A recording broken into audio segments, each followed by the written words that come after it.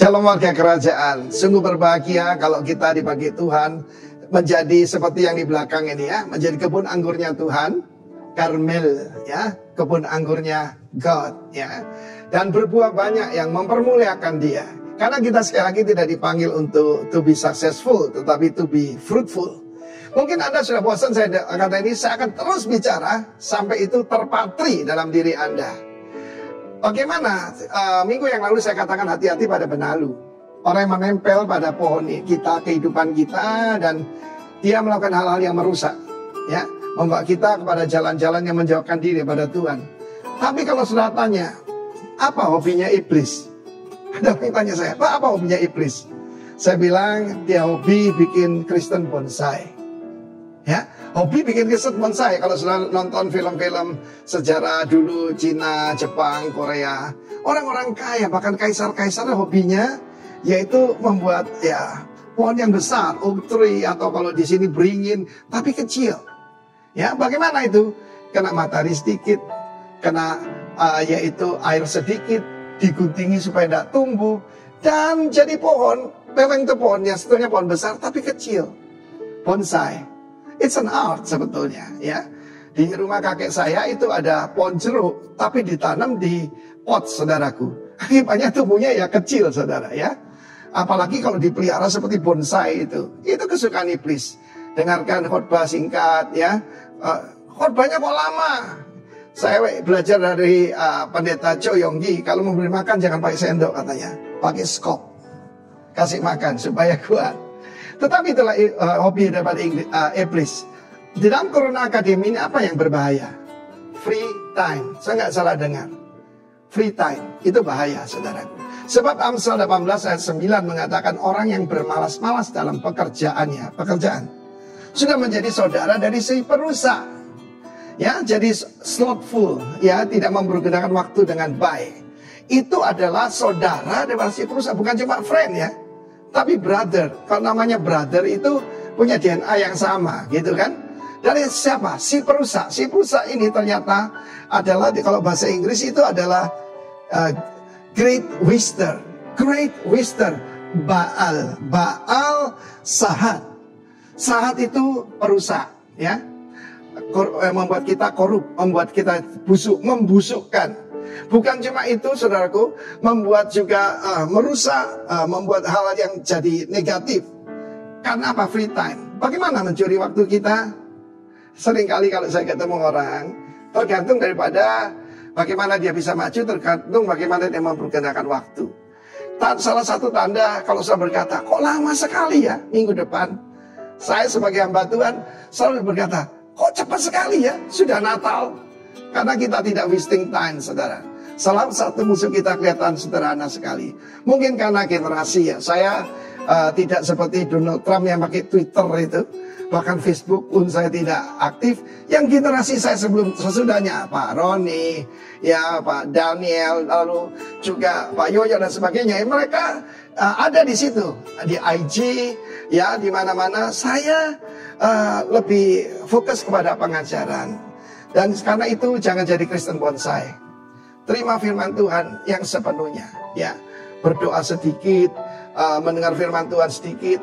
Selalu tanya, berapa lama kalau khotbah? Kalau lama tidak mau dengar. Saudara yang kasihan Tuhan, mau bertumbuh kuat, berbuah, atau jadi bonsai, the choice is yours. Tetapi sekali lagi, jangan mau dicuri waktu. Salah satunya ya sosmed.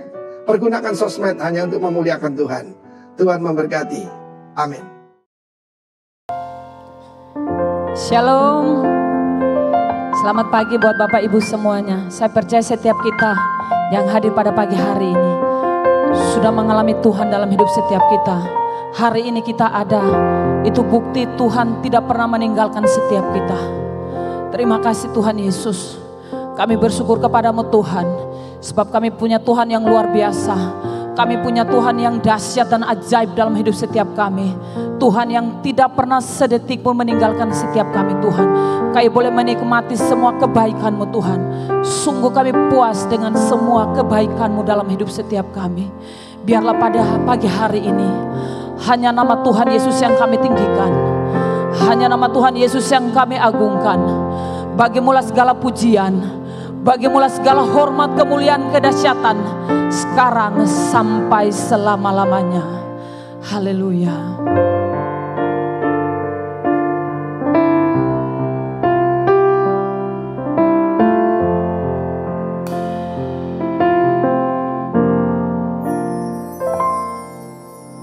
Tak sedetik pun Kau tinggalkanku, anugerah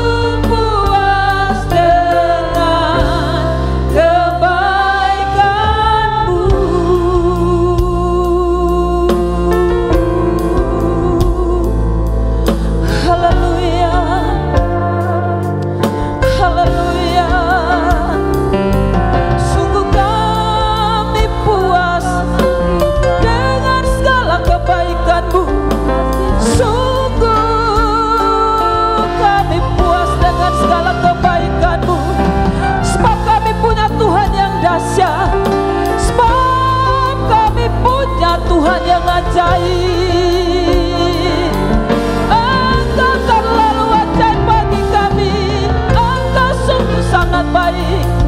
Jiwa kami mengakuinya, kami bersyukur, kami bangga punya Tuhan yang seperti-Mu, Allah yang hidup, Allah yang dahsyat, Allah yang tidak pernah meninggalkan kami.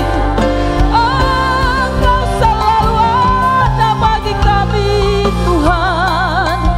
Kami ada sampai saat ini menyaksikan semua kebaikan-Mu, menyaksikan kasih-Mu bagi kami. Sungguh Engkau dahsyat, sungguh Engkau ajaib, sungguh Engkau yang layak kami sembah, tiada yang lain. Sungguh tiada yang layak kami gini di bumi, di surga. Hanya Engkau Yesus, hanya Engkau Yesus, Allah dalam hidup kami, Allah yang kami percayai, Allah yang tidak pernah buat kami kecewa. Setiap hari demi hari kami sudah menikmati kebaikan-Mu, Tuhan. Kami mau melihat janji-janji Tuhan tergenapi dalam hidup setiap kami. Kami ada saat ini, itu bukti kasih-Mu buat setiap kami. Kami berdiri sampai saat ini, itu semua karena anugerah-Mu dalam hidup setiap kami. Terima kasih Tuhan, Allah yang sungguh baik. Engkau terlalu baik bagi kami. Kami bangga punya Tuhan yang seperti-Mu. Kami bersyukur punya Allah yang seperti-Mu, Allah yang hidup, Allah yang ada dalam setiap hidup kami. Tidak sedetik pun Engkau meninggalkan kami. Sungguh kami puas Tuhan, benar-benar kami puas dengan semua kebaikan-Mu Tuhan. Tidak ada Tuhan seperti Engkau, tidak ada Allah yang seperti Engkau Tuhan. Haleluya.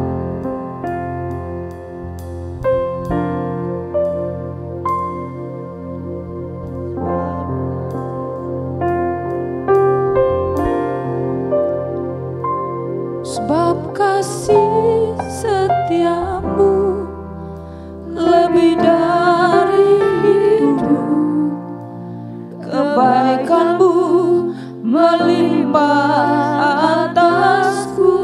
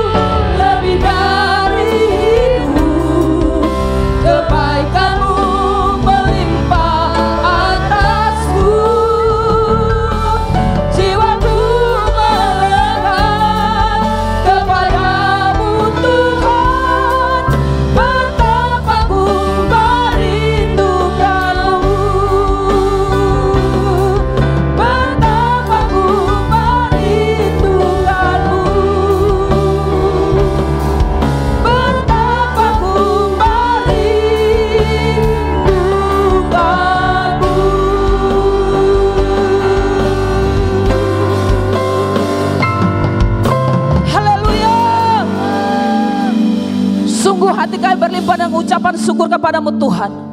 Buat segala perbuatan tangan Tuhan yang ajaib dan dahsyat atas bangsa kami Indonesia, atas kota kami Lumajang. Kami bersyukur Tuhan buat setiap kesembuhan yang telah Tuhan kerjakan atas Indonesia, yang Tuhan sudah kerjakan atas Lumajang. Sungguh kami tahu tangan Allah yang perkasa itu yang melakukannya Tuhan. Terima kasih. Kami bersyukur buat semua yang telah Tuhan kerjakan. Lumajang Indonesia semakin hari semakin diberkati. Nama Tuhan semakin hari semakin dipermuliakan. Terima kasih Tuhan, terima kasih. Tanahmu sudah diberkati, airmu sudah diberkati, udaramu sudah diberkati. Kesembuhan sudah terjadi atas Indonesia dan Lumajang. Kami bersyukur untuk semuanya. Terima kasih buat pemerintahan yang hebat atas Indonesia dan Lumajang. Tuhan terus pakai setiap pemimpin-pemimpin kota dan bangsa inti untuk mulai menyatakan kasih-Mu dan kuasa-Mu atas bangsa dan kota kami. Terima kasih Tuhan Yesus, terima kasih. Kami bersepakat berdoa memberkati pemimpin-pemimpin kami Tuhan, memberkati gembala senior kami Bapak Timotius Arifin dan istri, juga gembala kami Bapak Ishak Sutanto Latif dan istri. Kami percaya Tuhan yang memilih mereka, Tuhan sendiri memperlengkapi mereka dengan kuasa dan otoritas Allah, sehingga pelayanan mereka semakin hari semakin boleh jadi berkat. Lewat pelayanan mereka kerajaan Allah diperluas dan nama Tuhan boleh dipermuliakan. Terima kasih Tuhan Yesus. Kami mau bersuka cita lebih dahsyat lagi, bersorak-sorai bagi Allah, sebab Engkau Allah perisai dalam hidup setiap kami. Haleluya. Yang siap memuji Tuhan lebih dahsyat lagi, sama-sama katakan amin. Berikan tepuk tangan lebih dahsyat buat Allah kita. Haleluya. Yes, Allah kita Allah yang dahsyat, amin. Yang tidak pernah meninggalkan kita, Dia selalu Allah buat setiap kita, yang perisai dalam hidup setiap kita.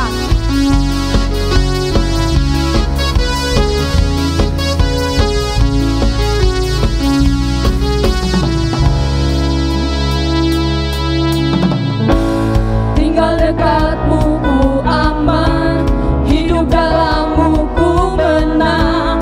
Kau yang memegang hidupku di tanganmu, Kau menentukan langkahmu. Ku berjalan di dalam kekuatan-Mu, Tuhan Kau perisaiku. Lewati badai tak akan ku goyah, imanku tetap teguh. Takkan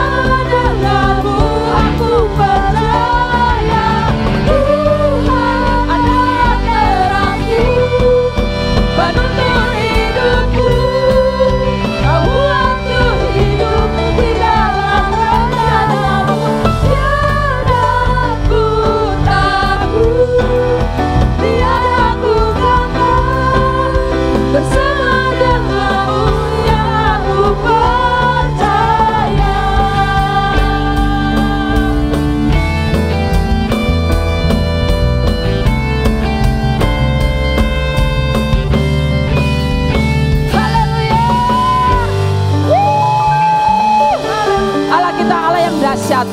Amin. Dia selalu ada dalam setiap kehidupan kita. Engkau yang membawa setiap kami melewati setiap badai demi badai. Tapi kami tahu Engkau tidak pernah sedetik meninggalkan kami. Engkau membawa kami melewati semuanya Tuhan. Itu karena kasih dan cinta-Mu buat setiap kami. Terima kasih Tuhan Yesus.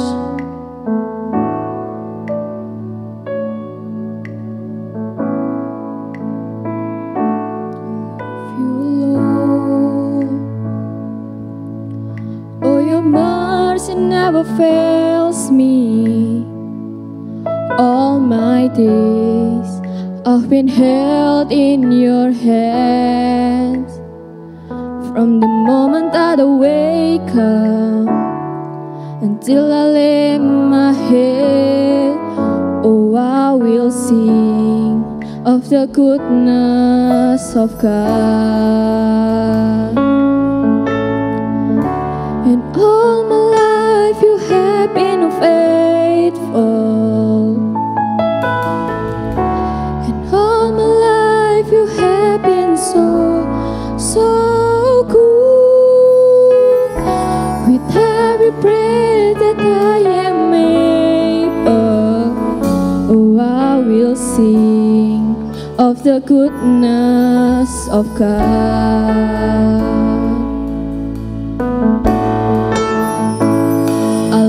Your voice, you have led me through the fire. In the darkest night, you are close like no other.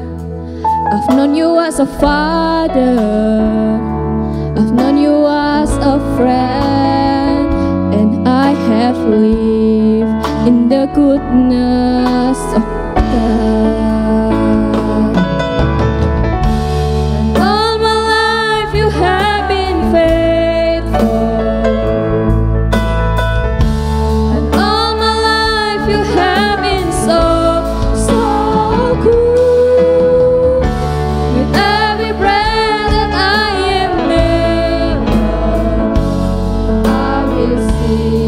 Of the goodness of God. All my life you have been faithful, and all my life you have been so good. With every breath that I am able, I will sing of the goodness of God.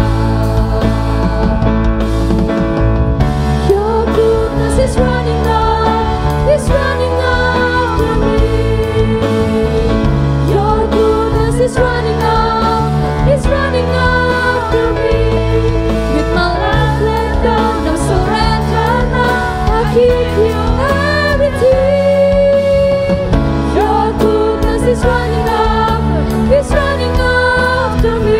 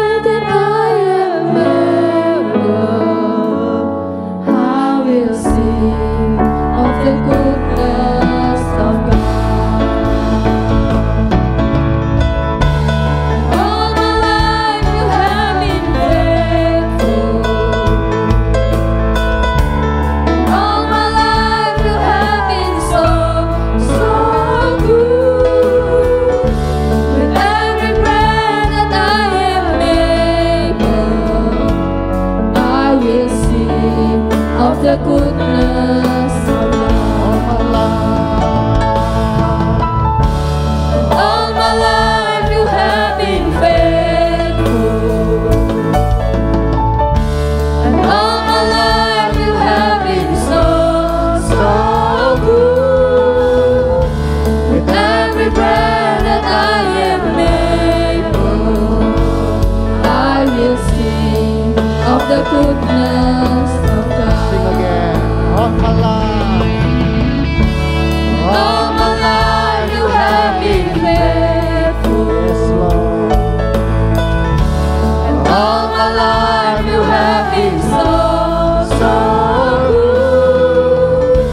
With every breath that I am able, I will sing of the goodness of God.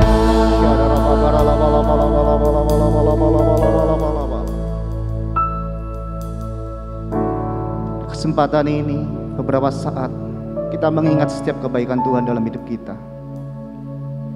Siapakah kita yang bisa menerima dan menikmati semua kebaikan yang sudah Tuhan berikan dalam hidup kita? Kau sungguh baik Tuhan. Kau sangat baik. Kau sungguh terlampau baik dalam hidup kami ya Tuhan. Kau memberikan apa yang terbaik dalam hidup kami ya Tuhan. Kira bakara la bala bala bala bala. Syandara bakara la bala bala.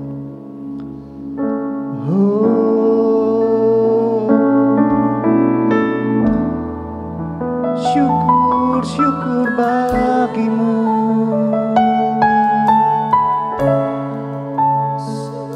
Kebaikanmu yang ku terima cukup bagiku.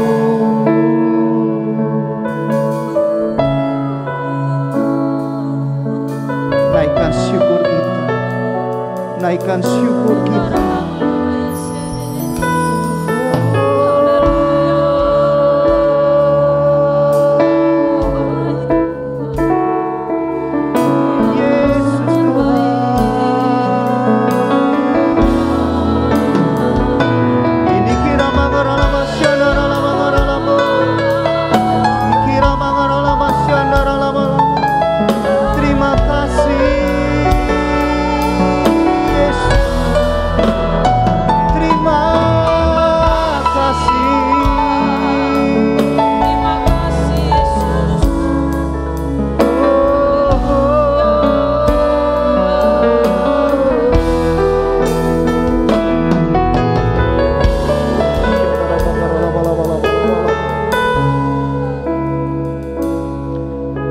Sesuai pujian yang kami naikkan Tuhan, Engkau adalah Allah kami yang setia.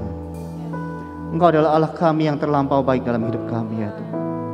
Dan biarlah sepanjang hidup kami Tuhan, kami senantiasa menyanyikan kebaikan Tuhan dalam hidup kami. Terima kasih Tuhan, terima kasih Yesus. Kami mendengarkan kebenaran firman-Mu Tuhan. Biarlah benih kerajaan, benih firman yang disampaikan itu bisa tertanam dalam hidup kami, dan hidup kami menghasilkan buah yang lebat Tuhan, sehingga nama-Mu dipermuliakan. Terima kasih Tuhan, di dalam nama Tuhan Yesus kami siap mendengarkan firman-firman-Mu. Haleluya, amin. Ya, shalom Bapak Ibu Saudara sekalian.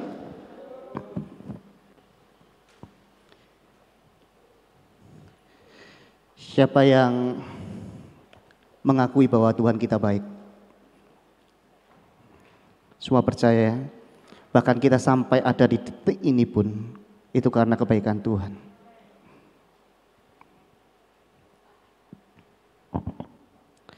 Ya, kita masih di dalam tema bulanan, yaitu fruitful,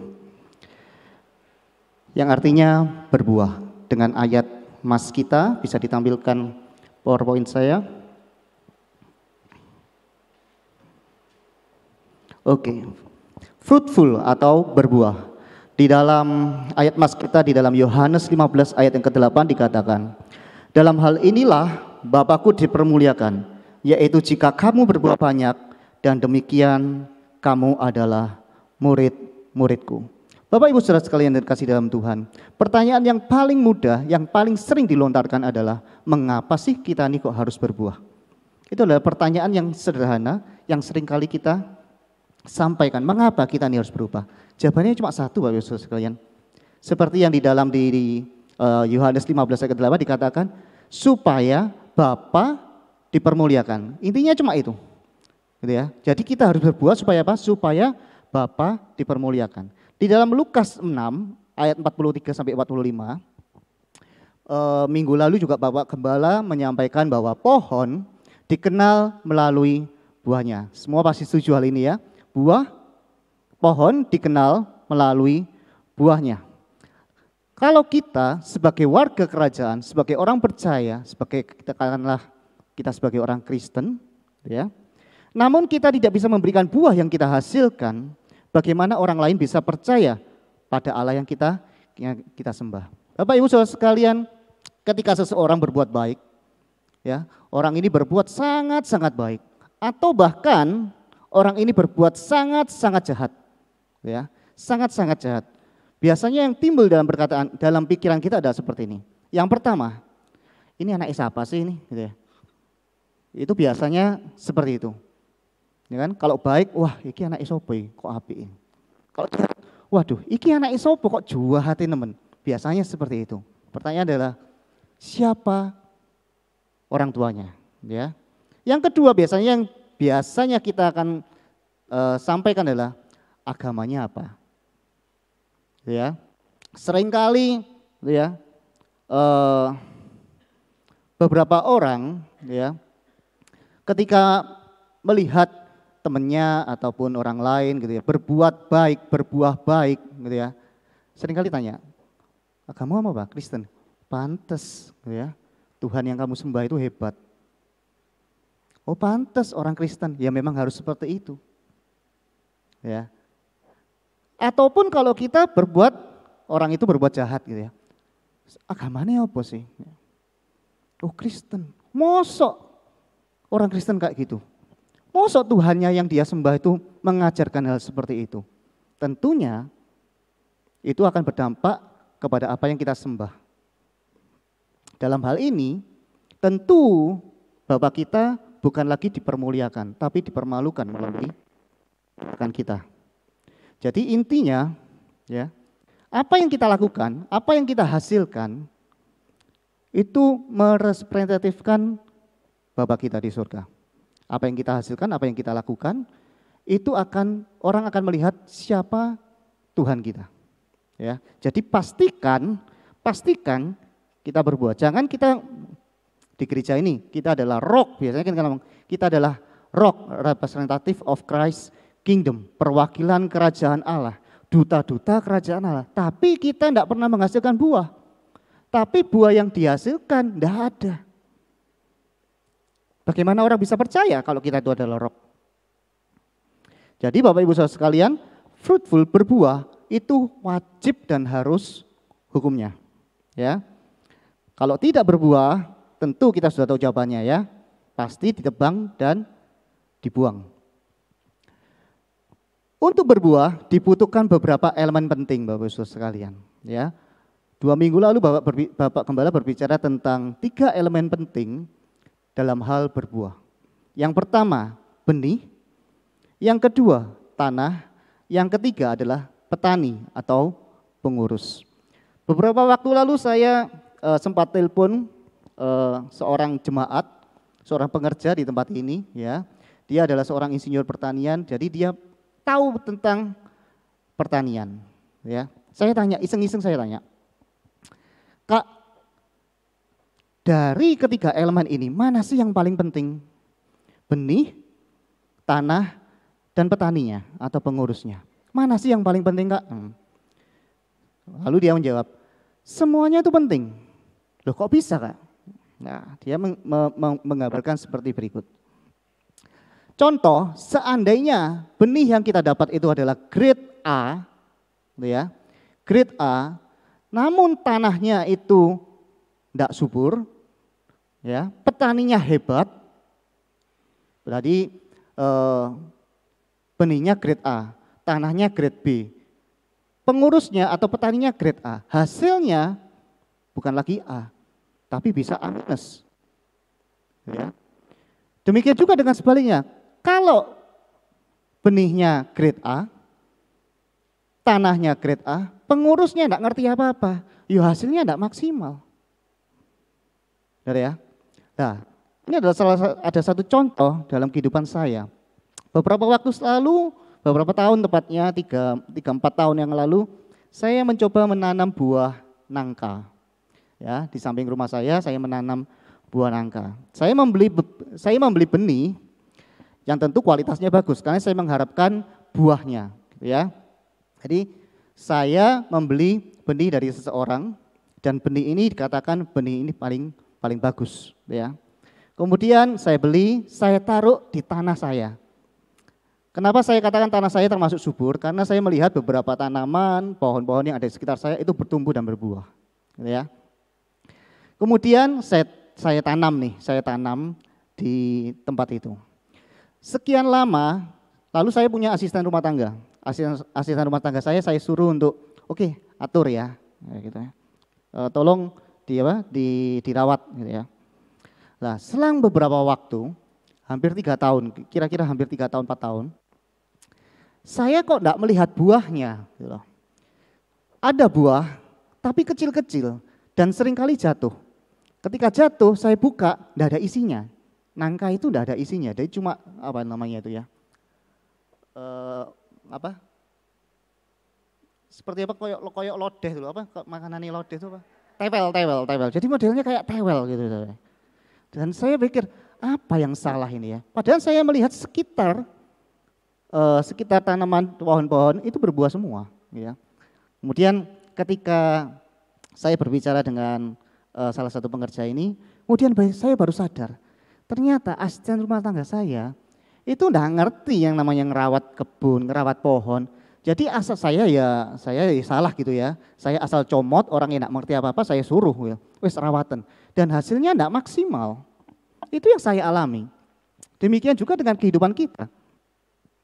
Kalau kita mendapatkan benih yang baik, kita sudah membuka hidup kita, tanah hati kita, baik juga.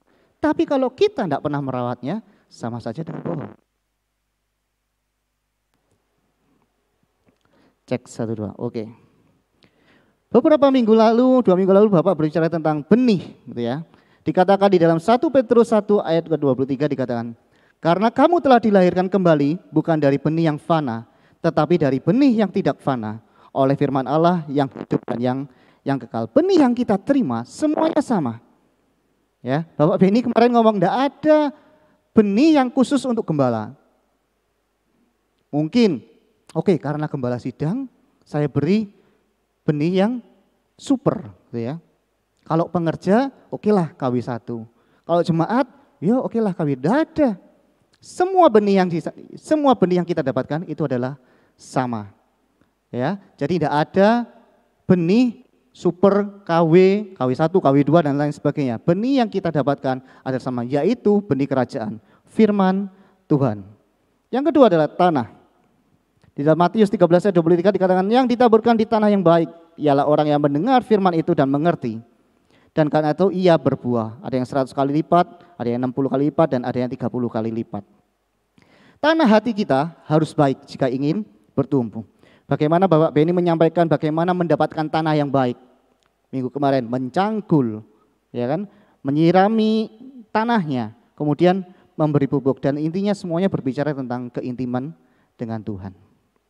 Dan yang ketiga adalah pengurus. Di dalam 2 Timotius 2 ayat kedua dikatakan, apa yang telah engkau dengar daripadaku di depan banyak saksi, percayakanlah itu kepada orang-orang yang dapat dipercayai, yang juga cakap mengajar orang lain. Nah di sini permasalahannya.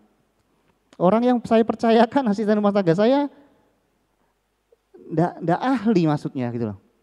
Jadi ya hasilnya ya gak maksimal. Ya hari ini kita akan berbicara banyak tentang pengurus kebun anggur. Ya. Ketiga elemen ini sangat penting diperhatikan. Jangan sampai benih yang kita sudah terima, yaitu firman Tuhan, kita sudah membuka hati kita, tanah kita sudah subur, tapi kita tidak pernah merawatnya. Oke? Saya akan mengambil di dalam Lukas 13 ayat 6 sampai 9 tentang perumpamaan tentang pohon ara yang tidak berbuah. Dikatakan seperti ini, mulai ayat ke-6. Lalu Yesus mengatakan perumpamaan ini, seorang mempunyai pohon ara yang tumbuh di kebun anggurnya, dan ia datang untuk mencari buah pada pohon itu, tetapi ia tidak menemukannya. Lalu ia berkata kepada pengurus kebun anggur itu, sudah 3 tahun aku datang mencari buah pada pohon ara ini, dan aku tidak menemukannya. Tebanglah pohon ini, untuk apa ia hidup di tanah ini dengan percuma? Jawab orang itu, Tuan, biarkanlah dia tumbuh tahun ini lagi. Aku akan mencangkul tanah sekelilingnya dan memberi pupuk kepadanya. Mungkin tahun depan ia berbuah. Jika tidak, tebanglah dia. Bapak Ibu Saudara sekalian, mari kita bahas di dalam ayat ini. Kira-kira perumpamaan itu digambarkan seperti gambar ini. Ya.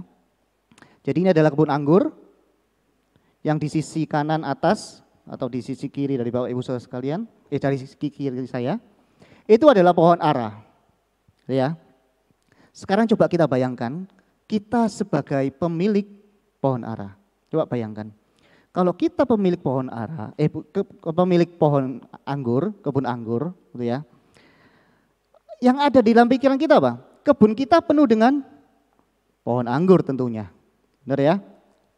Kebun kita penuh dengan pohon anggur. Tentunya kita tidak akan mengizinkan tanaman asing tumbuh di dalam kebun kita. Betul ya? Dan ini yang aneh, ya. Kenapa pohon ara bisa ada di tengah-tengah kebun anggur?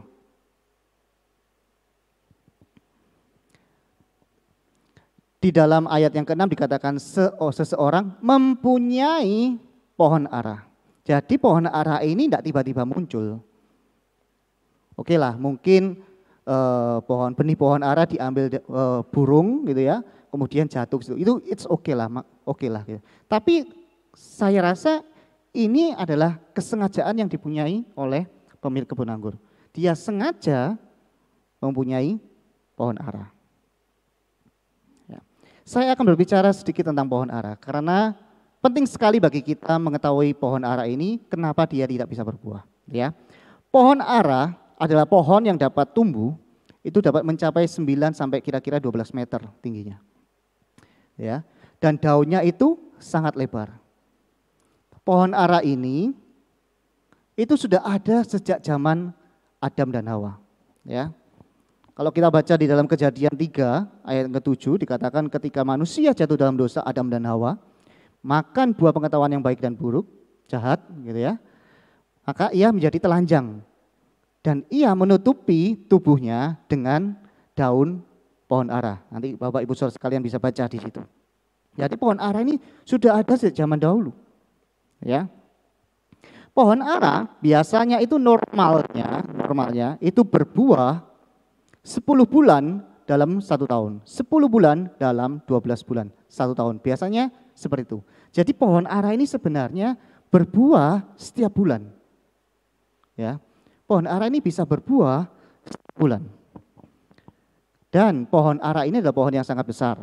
Ya. Jadi pohon ini membutuhkan nutrisi, membutuhkan zat-zat yang penting bagi pertumbuhannya. Dan pohon ara ini uniknya gini. Pohon ara adalah jenis pohon pinggiran. Pohon ara adalah jenis pohon yang bukan yang ditanam, yang biasanya tumbuh di pinggir jalan. Ya, kenapa saya katakan pohon ara ini biasanya tumbuh di pinggir jalan? Kalau Bapak Ibu Saudara baca tentang kisah tentang Tuhan Yesus mengutuk pohon ara, dikatakan bahwa ketika Yesus perjalanan dari Betania kepada Yerusalem, di tengah jalan Yesus itu lapar. Ya, di tengah jalan Yesus itu lapar. Dan di tengah jalan dia melihat pohon ara. Tapi tidak menemukan buahnya. Jadi pohon ara ini biasanya tumbuhnya di mana? Di pinggir jalan. Lalu Sakius naik ke atas pohon, juga pohon ara. Jadi pohon ara ini adalah jenis pohon yang tumbuh di pinggiran, di pinggir jalan. Ya. Pohon ara dibiarkan tumbuh di jalanan, mungkin tidak dirawat, tidak diberi pupuk, gitu ya. Bahkan mungkin, kalau di Indonesia gitu ya, banyak pohon-pohon yang besar itu, biasanya kan dijadikan tempat sampah biasanya, ya, tempat buang sampah ditaruh di situ. Itulah jenis-jenis pohon-pohon yang ada di pinggir jalan. Beda dengan kebun anggur, beda dengan pohon anggur. Kalau pohon anggur itu dibutuhkan yang namanya perawatan pastinya. Ya, dan dia harus ditanam di tanah yang subur. Beda antara pohon anggur dan pohon ara. Tapi kenapa ini berdua bisa jadi satu di dalam kebun anggur? Nah, ini sesuatu yang janggal gitu ya. Dan saya katakan bahwa sebenarnya gitu ya, sebenarnya gak worth it loh kita tuh nanam pohon ara di tengah kebun anggur. Kenapa? Saya katakan tadi, pohon ara itu membutuhkan banyak nutrisi dan zat-zat untuk mensupport pertumbuhannya. Dia mengambil sari-sari dari tanah yang ada di dalam kebun anggur itu. Jadi intinya, sebenarnya ini adalah tanaman yang asing bagi pemilik kebun anggur. Pemilik kebun anggur, yaitu Bapa kita, Tuhan kita, sengaja mengambil, ya kan, mengambil tanaman itu, pohon ara itu, dan sengaja ditaruh di dalam kebun anggurnya. Gambaran pohon ara itu siapa sih? Gambaran dari pohon ara itu sebenarnya adalah kita, orang-orang percaya yang mengatakan bahwa kita adalah anak-anak Tuhan. Saya sebenarnya cuma ingin mengingatkan kepada kita, sebenarnya kita ini seperti pohon ara yang ada di jalanan. Sebenarnya kita ini sama seperti pohon ara itu. Dengan kasih karunia Tuhan, Bapa itu mengambil kita dari jalanan untuk ditanam di dalam kebun anggurnya. Itu adalah kita. Kita yang seharusnya hidup jalanan di dalam kegelapan, di dalam kebinasaan yang seharusnya. Ya. Namun oleh karena kasih karunia Tuhan kita diselamatkan dan dipindah dari kegelapan menuju terangnya yang ajaib. Kebun anggur adalah gambaran kaum Israel di dalam Yesaya 5 ayat 7. Ya. Dan orang Yehuda ialah tanaman-tanaman kegembiraannya. 2 minggu lalu saudara kita Ribka berbicara tentang Yesaya 5 ayat 7. Keren sekali Bapak Ibu Saudara sekalian ya. Jadi jangan sampai melewatkan doa-doa pagi di tempat kita. Banyak sekali pengetahuan-pengetahuan yang bisa kita pelajari. Gitu ya. Pohon ara adalah Anda dan saya. Ya. Jadi Bapak Ibu Saudara sekalian, kalau kita tahu bahwa pohon ara itu adalah kita, seharusnya apa yang perlu kita sombongkan sih? Kalau kita ini bisa menikmati semua kemurahan Tuhan. Jangan merasa sombong kalau kita sudah merasa hebat, diberkati secara luar biasa dalam pekerjaan. Merasa mungkin lebih rohani dari yang lain. Ingat, dulu kita ini siapa? Kita adalah pohon di jalanan. Kita tidak masuk di dalam bilangan kebun anggur Tuhan. Tapi karena kasih karunia Tuhan, hanya oleh karena anugerah Tuhan, kita dipindahkan ke dalam kebun anggurnya. Di dalam Yohanes 15 ayat ke-16 dikatakan, bukan kamu yang memilih aku, tetapi akulah yang memilih kamu. Dan aku telah menetapkan kamu supaya kamu pergi dan menghasilkan buah dan buahmu itu tetap. Jadi bukan kita yang sengaja dari jalanan masuk ke dalam kebun anggur, tetapi Tuhanlah yang memanggil kita, Tuhanlah yang memilih kita. Tuhanlah yang membawa kita dari tempat pembuangan mungkin ya, ke dalam kebunnya Tuhan. Wow, itu adalah kita. Bisa enggak kita bayangkan gitu, siapa kita dulu itu dan siapa kita sekarang? Kalau kita tahu bahwa kita adalah manusia baru, ciptaan yang baru, pohon ara yang baru yang sekarang ditanam di kebun anggur, tentu kehidupan kita tak sama seperti yang dulu. Benar ya? Bapak Benny menyampaikan tentang identitas yang baru kemarin. Bapak Ibu Saudara sekalian, saya ingat ketika saya masih SMA, lulus dan harus melanjutkan ke jenjang kuliah. Otomatis identitas saya sebagai anak SMA berubah menjadi anak kuliah, berubah menjadi mahasiswa, benar ya? Ya, otomatis ketika saya menjalani kehidupan sebagai mahasiswa, banyak sekali hal yang harus berubah dalam kehidupan saya. Ya, saya mendapatkan identitas bahwa saya adalah mahasiswa. Saya tidak mungkin akan mengerjakan atau melakukan hal-hal yang dulu anak SMA lakukan dan saya terapkan di dalam kuliah saya. Tidak mungkin. Jadi kalau kita mempunyai identitas yang baru, sudah seharusnya kita memiliki gaya hidup yang baru, cara hidup yang baru. Jangan sampai kembali lagi ke kehidupan kita yang lama.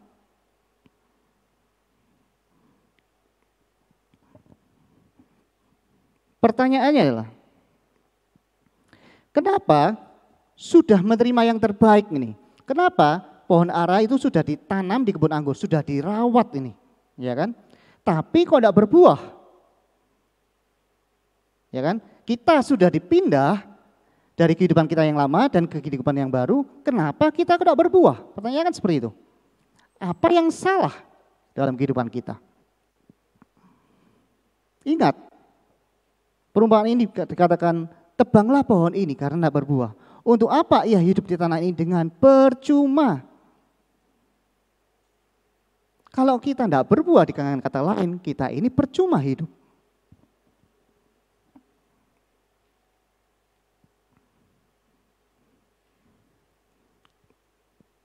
Pastikan kita sebagai pohon ara berbuah. Ya. Pemilik kebun anggur tidak mempersoalkan buah anggurnya, ya kan? Seharusnya pemilik kan tanya, buah anggurnya mana? Kok tanyanya pohon ara, buah aranya? Saya yakin dan percaya bahwa sang pemilik itu tidak terganggu dengan proses dari buah anggurnya, produksi dari buah anggurnya. Mungkin si pemilik akan berpikir gini, kalau pohon anggur bisa berbuah, kenapa pohon ara itu tidak bisa berbuah? Ya kan?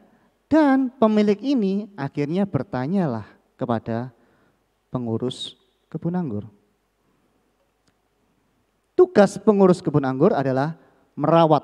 Banyak sekali dalam hal merawat, ya kan? Bisa memelihara, bisa mencangkul, menyirami, memberi pupuk, ya, memangkas, membersihkan ranting-ranting. Itu ada di dalam satu kesatuan yang saya sebut sebagai merawat. Ya. Nah, ini yang ditegur oleh pemilik kebun anggur. Dia tanya. Ya, dia tanya sama pengurus kebun anggur. Lah, siapa sih pengurus kebun anggur itu? Saya membagi menjadi 3. Ya. Pengurus kebun anggur adalah yang pertama, kita sebagai pengurus kebun anggur. Di dalam Kejadian 2 ayat 15 dikatakan, Tuhan Allah mengambil manusia itu dan menempatkannya dalam Taman Eden untuk mengusahakan dan memelihara taman itu. Jadi kita sebenarnya dipanggil Tuhan untuk menjadi pengurus kebun anggur. Ya.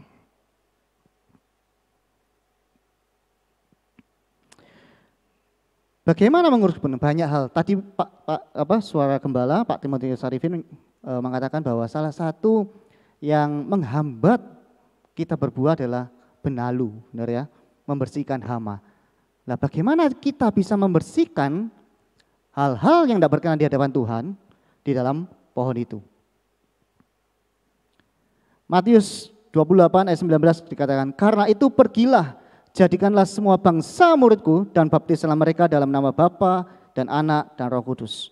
Dikatakan, pergilah jadikan semua bangsa muridku. Kalau kita kembalikan di dalam Yohanes 15 ayat ke-8, dikatakan, dalam hal inilah Bapakku dipermuliakan, yaitu jika kamu berbuah dan dengan demikian kamu adalah murid-muridku. Jadi intinya, yuk kita menjadi pengurus kebun anggur. Yuk kita melakukan tugas kita yaitu merawat kebun anggur. Supaya pohon-pohon yang dipercayakan pada kita itu bisa berbuah.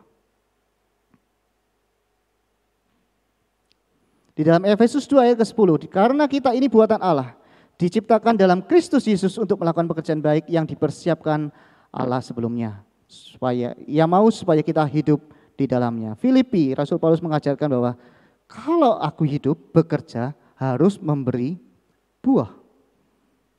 Jadi, yang pertama, pengurus kebun anggur itu adalah kita. Bagaimana kita bisa merawat, bagaimana kita bisa memelihara pohon itu sehingga berbuah.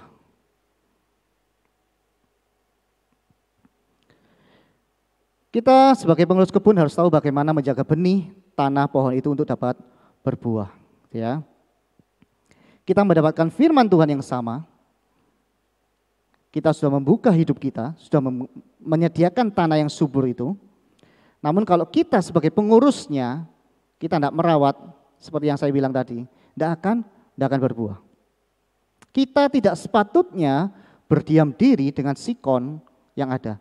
Seharusnya kita sebagai pengurus pohon anggur, kita juga tidak bisa diam kalau kita melihat pohon ara itu tidak berbuah. Fungsikan kehidupan kita, ya. Kita semestinya mengambil tanggung jawab itu, Bapak Ibu sekalian.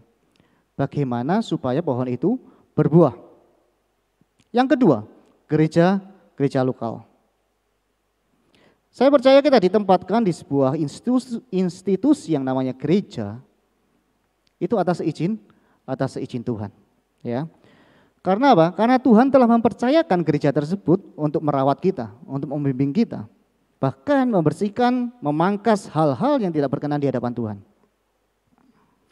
Gereja lokal adalah keluarga kita, ya, bukan pendatang atau tamu. Dalam Efesus 2 ayat 19 dan 20 dikatakan, demikianlah kamu bukan lagi orang asing dan pendatang, melainkan kawan sewarga dari orang-orang kudus dan anggota-anggota keluarga Allah. Bapak Ibu Saudara sekalian, gereja lokal adalah keluarga kita. Ya, seringkali kita belajar banyak dari keluarga. Orang yang bisa menegur itu ya keluarga. Ada orang yang mau menegur orang lain, tiba-tiba ada orang berbuat salah langsung kita tegur. Kalau kita tidak kenal, kalau itu bukan keluarga kita, wah sorry deh, mending orang lain aja. Gereja lokal bisa berbicara tentang Bapak Gembala, pengerja, jemaat yang Tuhan percayakan bahkan melalui GKM. Saya percaya orang di tempat ini, jemaat-jemaat di tempat ini yang sudah ikut komsel akan pasti saya rasa sudah pernah merasakan lah, gitu ya, yang namanya proses dalam berbuah. Banyak sekali kesaksian-kesaksian dari jemaat KM gitu ya, mengatakan dengan aku ikut komsel hidupku sudah berbuah. Maka dari itu saya mendorong Bapak Ibu Saudara sekalian yang belum tertanam di dalam komsel, segera tertanam. Ya. Bagaimana rasanya ditegur oleh GKM gitu ya. Bagaimana rasanya saling bersikut-sikutan dengan sesama anggota KM gitu ya. Ya itu adalah caranya supaya kita bisa berbuah. Itu adalah cara Tuhan memangkas kita. Hal-hal yang tidak berkenan di hadapan kita, itu Tuhan pangkas melalui orang-orang di KM. Ya. Melalui kakak rohani, melalui mentor, bapak rohani, gitu ya. Karena gereja lokal ini penting Bapak Ibu sekalian. Saya beberapa waktu saya dipercaya sebagai youth pastor di tempat ini, gitu ya. Kemarin ketika beberapa minggu lalu ketika adik-adik saya menyampaikan kebenaran firman Tuhan, sharing tentang firman Tuhan gitu ya. Loh, saya ini ditegur loh Bapak Ibu sekalian. Melalui adik-adik rohani. Mungkin saya sudah merasa ya sama seperti kesaksian dari Pak Benny, mungkin sudah merasa wah sudah lama jadi Kristen ya, pengetahuannya lebih banyak gitu ya. Tapi ternyata lewat gereja, lewat ibadah-ibadah yang kita lakukan, bukan hanya orang-orang yang mungkin berpengalaman ya. Itu Tuhan bisa pakai loh. Ya. Di PW kemarin beberapa minggu lalu ya Karibka Yopi menyampaikan sharing, wah kita semua ini baru wow gila. Ternyata Tuhan juga bisa pakai orang-orang di sekeliling kita. Maka dari itu jangan kita menjauhkan diri dari pertemuan-pertemuan ibadah kita seperti dibiasakan oleh beberapa orang. Tetapi marilah kita saling menasihati dan semakin giat melakukannya menjelang hari Tuhan sudah dekat.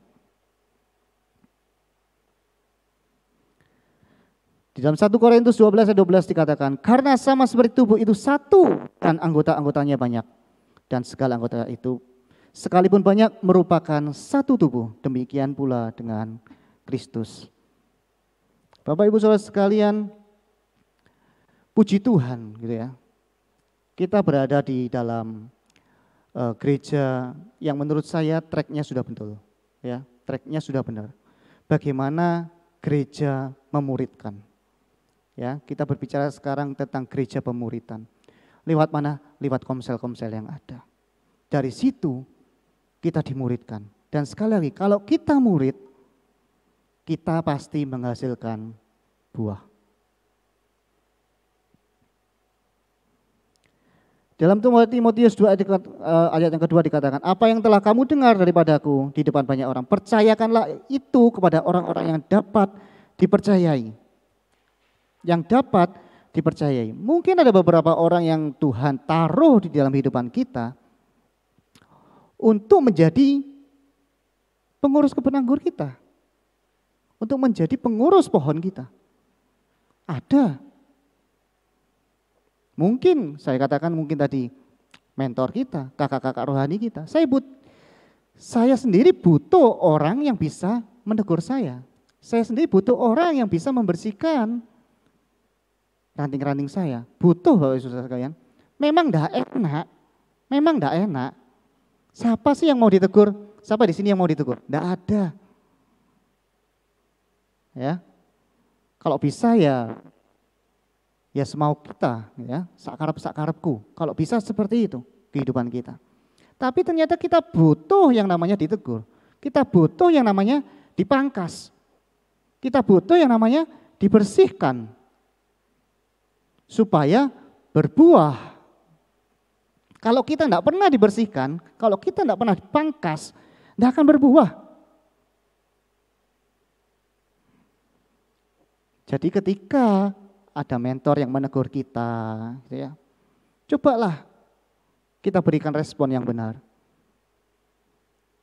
Oh, mungkin saya salah.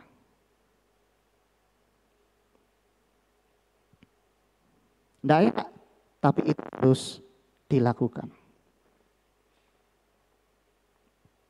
Kemudian yang terakhir, siapa pengurus kebun anggur itu? Yesus Kristus. Dikatakan di dalam Yohanes 15 ayat 2 dikatakan, setiap ranting padaku yang tidak berbuah dipotongnya dan setiap ranting yang berbuah dibersihkannya supaya ia lebih banyak berbuah. Yesus adalah pokok anggur itu. Ya.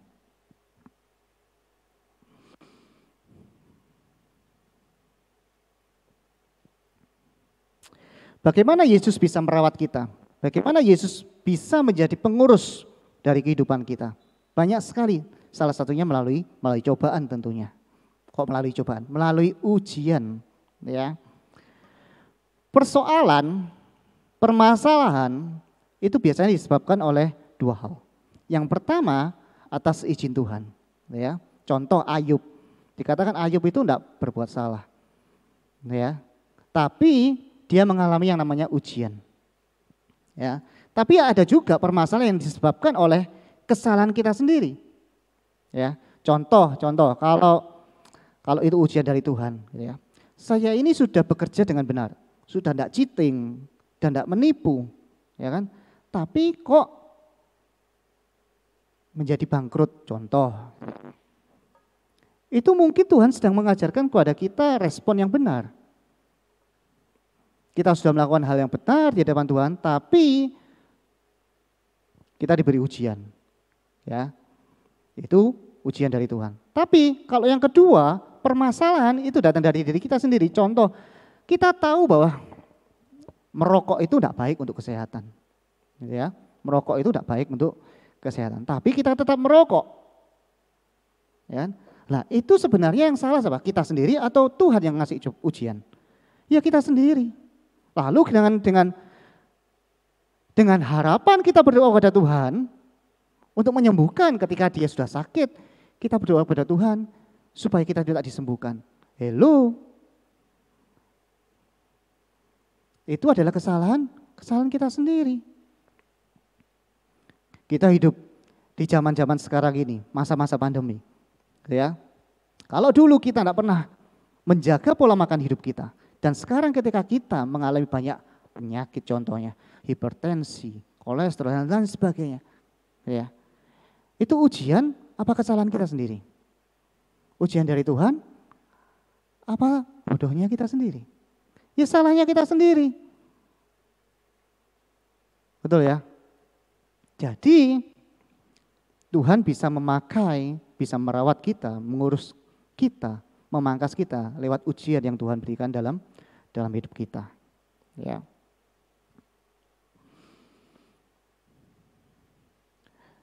Dan yang kedua, di dalam Lukas 13 ayat 8 dikatakan, jawab orang itu adalah pengurus kebun anggur, Tuan, biarkanlah dia tumbuh tahun ini lagi, aku akan mencangkul tanah sekelilingnya dan memberi pupuk kepadanya.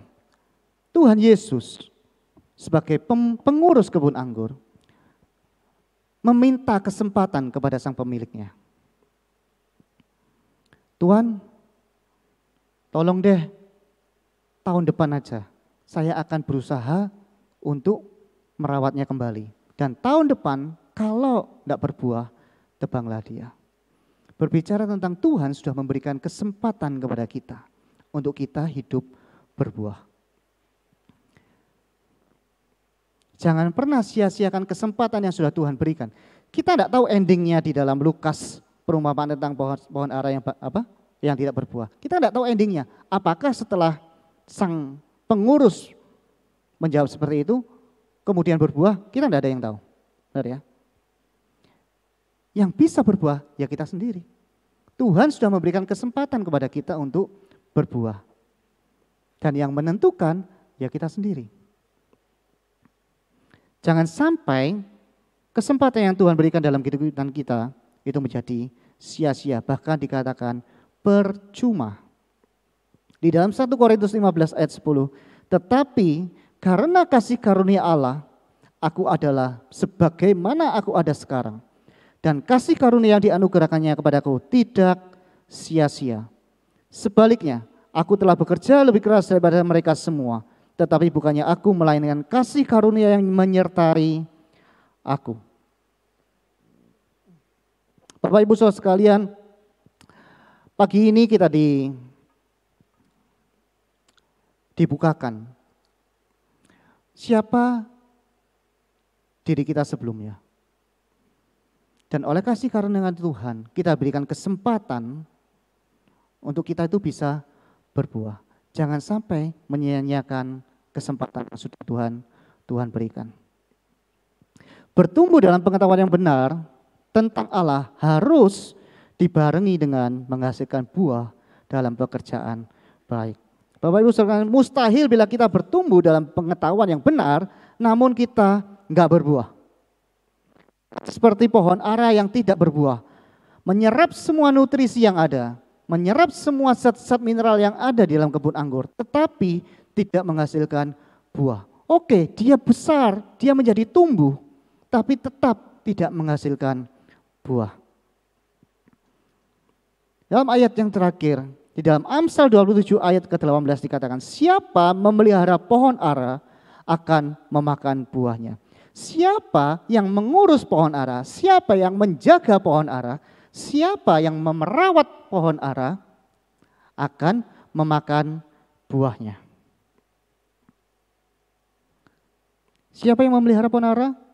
Kita. kita harus memakan buah dari pohon-pohon ara yang sudah Tuhan percayakan dalam kehidupan kita. Gereja lokal bisa menikmati buah yang kita hasilkan melalui buah pelayanan kita. Dan yang terakhir, Yesus Kristus, bahkan Tuhan kita, Bapa kita, Sang Pemilik itu, bisa menikmati buah yang kita hasilkan. Sehingga Bapa dipermuliakan melalui buah yang kita hasilkan. Amin. Oleh karena itu, mari kita sama-sama berbuah. Selamat berbuah. Tuhan Yesus memberkati. Mari kita berdoa. Bapa kami yang di surga, dikuduskanlah namamu, datanglah kerajaanmu, dan jadilah kehendak-Mu. Terima kasih Tuhan untuk kebenaran firman-Mu Tuhan, yang mengajarkan kami tentang pohon ara dan pengurus buah kebun anggur Tuhan.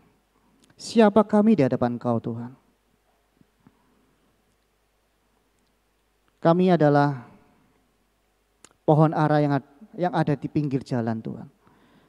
Tapi karena kebaikan-Mu, karena kemurahan-Mu, Engkau mengambil kami dan menempatkan kami di kebun anggur-Mu Tuhan. Oleh sebab itu Tuhan, dengan kesadaran kami Tuhan, Engkau menginginkan kami hidup berbuah. Supaya dengan kami berbuah, Engkau dipermuliakan melalui kehidupan kami. Terima kasih Tuhan untuk kebenaran firman-Mu Tuhan. Bila kebenaran firman-Mu, benih firman-Mu, benih kerajaan itu tertanam dalam hidup kami, tumbuh menjadi subur Tuhan, berkembang dan berbuah. Terima kasih Tuhan. Terima kasih Yesus untuk kebenaran firman-Mu. Di dalam nama Tuhan Yesus kami berdoa yang syukur. Haleluya. Amin.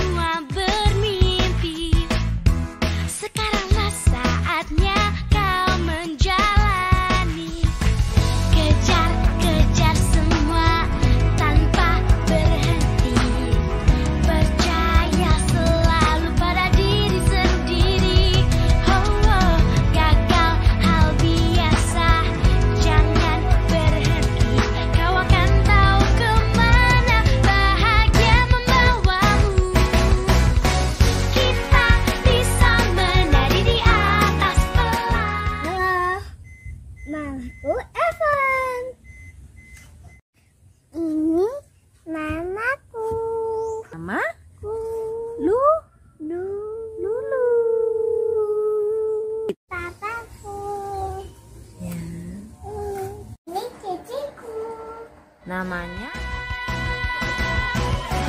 Kita bisa menari di atas pelangi.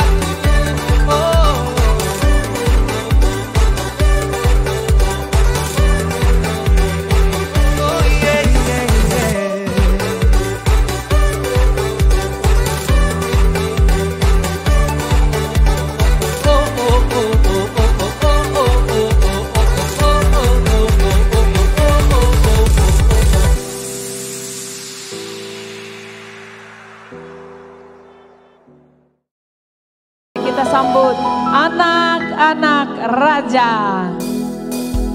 Aku anak raja, aku anak raja, aku anak raja, aku anak raja, aku anak raja, aku anak raja, aku anak raja, aku anak raja, aku anak raja, aku anak raja, aku anak raja, aku anak raja.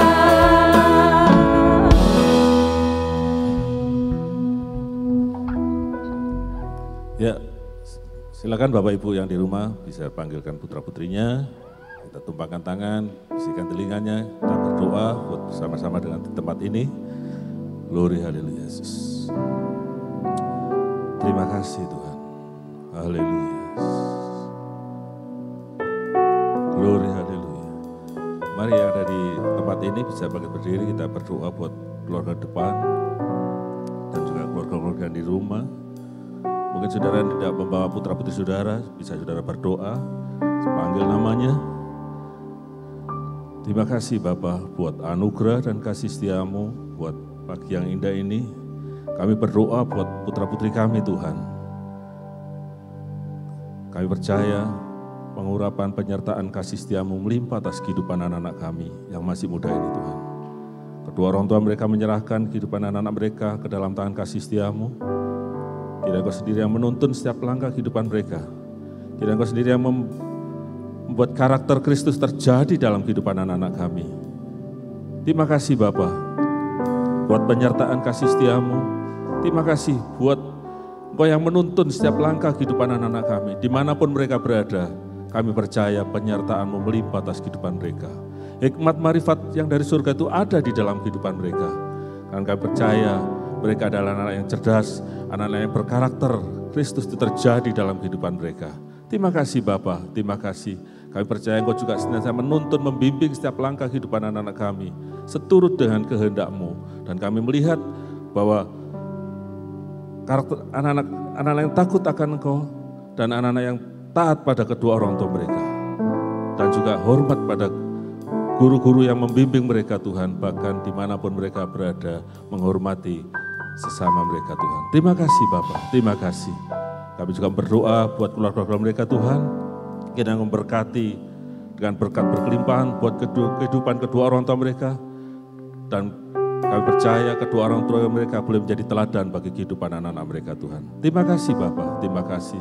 Kami melepaskan berkat anugerah, kasih setia Allah Bapa, Allah Anak, Allah Kudus, di dalam nama Tuhan Yesus Kristus, yang senantiasa menyertai dan memberkati kehidupan anak-anak kami sekarang sampai selama-lamanya. Di dalam nama Tuhan Yesus, yang percaya anak kita diberkati dan disertai Tuhan, mari kita katakan, amin.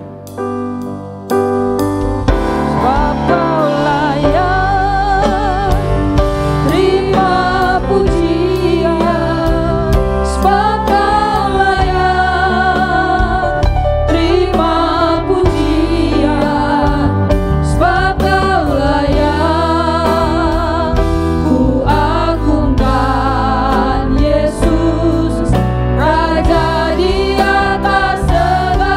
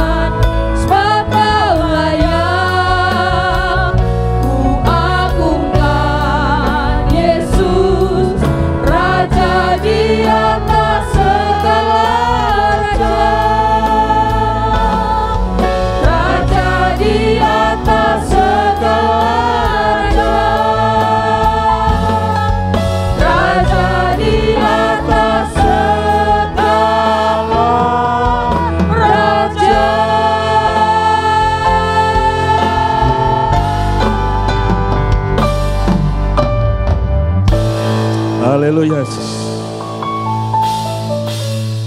Ditinggikanlah kiranya namamu, datanglah kerajaanmu, jadilah kehendak-mu di bumi seperti di surga. Terima kasih Bapa buat anugerah dan kasih setiamu. Terima kasih buat ibadah yang pagi ini yang memberkati dalam setiap kehidupan kami. Bahkan yang memberikan kesembuhan dalam kehidupan kami. Kau yang memberikan kelegaan bagi kami Tuhan. Kami boleh menikmati lawatan-Mu, bahkan kami boleh menikmati hadirat-Mu. Dan kami percaya, ibadah pagi hari ini kami mulai mengalami perjumpaan secara pribadi dengan Engkau. Kekuatan yang baru melimpah atas kehidupan kami ya Bapa. Terima kasih Bapa, terima kasih. Kami ingat Bapak Gembala kami yang sedang pelayanan di Surabaya Tuhan. Kiranya Engkau juga menyertai dalam pelayanan hamba-Mu ini Tuhan. Kami percaya hamba-Mu boleh menjadi berkat buat pelayanannya Tuhan dan menjadi berkat buat jemaat yang dilayani Tuhan. Terima kasih Bapa, dan boleh kembali ke Lumajang dengan penyertaan dan kasih setiamu. Terima kasih Bapa, terima kasih. Kami merasakan hadirat-Mu ada di tengah-tengah kehidupan kami. Kami merasakan lawatan-Mu terjadi dalam kehidupan kami, dan kami boleh menikmati perjumpaan dengan Engkau Tuhan. Terima kasih Bapa, segala kebaikan-Mu. Terima kasih buat anugerah kasih setiamu Bapa. Terima kasih Bapa. Sebentar kami akan kembali beraktivitas dan kami kembali ke rumah tangga kami masing-masing. Saudara-saudaraku, kembalilah beraktivitas dan kembalilah ke rumah tanggamu masing-masing dengan penyertaan kasih setia Allah Bapa, Allah Anak, Roh Kudus di dalam nama Tuhan Yesus Kristus yang senantiasa menyertai dan memberkatimu. Diberkatilah sisi rumahmu, diberkatilah suamimu, diberkatilah istrimu, diberkatilah anak cucu keturunanmu, diberkatilah orang-orang di sekitarmu. Oleh karena nama Tuhan yang senantiasa memberkati dan menyertaimu, oleh karena Roh Kudus yang ada di dalam kehidupanmu, itulah yang memampukan engkau untuk menjadi pelaku-pelaku firman Tuhan, menjadi garam dan terang, dan menjadi berbuah dan untuk kemuliaan nama Tuhan. Terimalah berkat ini hanya di dalam nama Tuhan Yesus Kristus yang percaya diberkati dan disertai Tuhan. Mari kita katakan amin. Haleluya.